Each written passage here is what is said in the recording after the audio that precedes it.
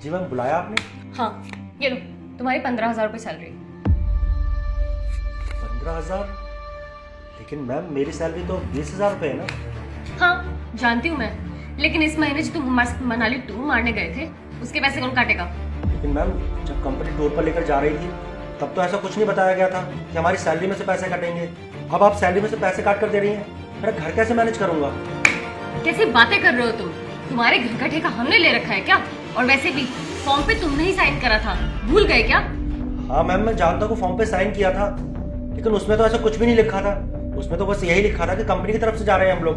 देखो, मेरे से ज्यादा बहस करने की जरूरत नहीं है। इतने पैसे दे रही हूँ, अगर ये भी नहीं चाहिए तो ये भी वापस ले लूंगी। समझ में आया कि नहीं?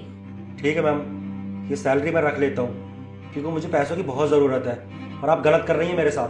गलत वलत कुछ नहीं कर रही हूँ, बिल्कुल सही कर रही हूँ मैं। अगर इतनी ही प्रॉब्लम है तुम्हें तो अगली बार से ऑफिस ट्रिप पे मत आना तुम। जाओ अब यहाँ से, मुझे और लोगों को भी सैलरी देनी है।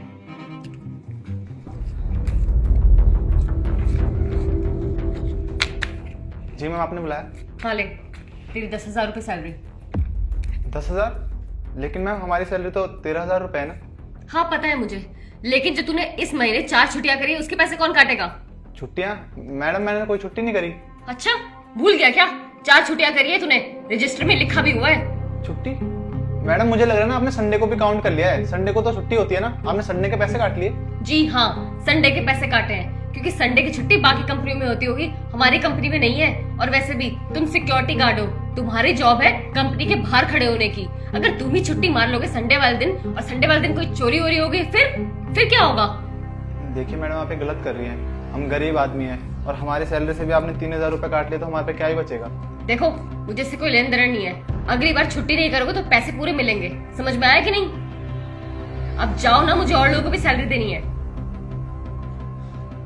मेरी सैलरी पूरी लेने वाले, जल्दी हो जल्दी।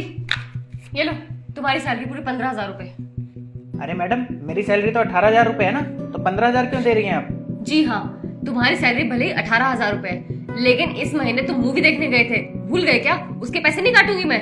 अरे मैडम, वो तो आपके बर्थडे की ट्रीट थी ना, आप अपनी तरफ से लेके गई थी। हाँ तो ट्रीट सिर्फ थिएटर में मूवी दिखाने की थी, लेकिन वहाँ बैठ के जो तुमने पॉपकॉर्न और कोल्ड ड्रिंक ठूसा उसका क्या? मैडम आप कैसी बात कर रही हैं? इतने का थोड़ी ना हमने खा लिया है। अच्छा, भूल गए क्या? मूवी देखने के बाद जो हम टाइम जोन में गेम्स खेलने गए थे उसके पैसे नहीं काटूंगी क्या? वहाँ तो बड़ा उछल उछल के एंजॉय कर रहे थे तुम। मैडम, अगर मुझे पहले से पता होता ना तो मैं आपके साथ कभी नहीं जाता। आपको पता है इतनी सैलरी में ना मेरे घर का गुजारा नहीं होगा। अब मेरे को पता नहीं कैसे कैसे मैनेज करना पड़ेगा। हाँ ठीक है। ये आपने अच्छा नहीं करा मेरे साथ।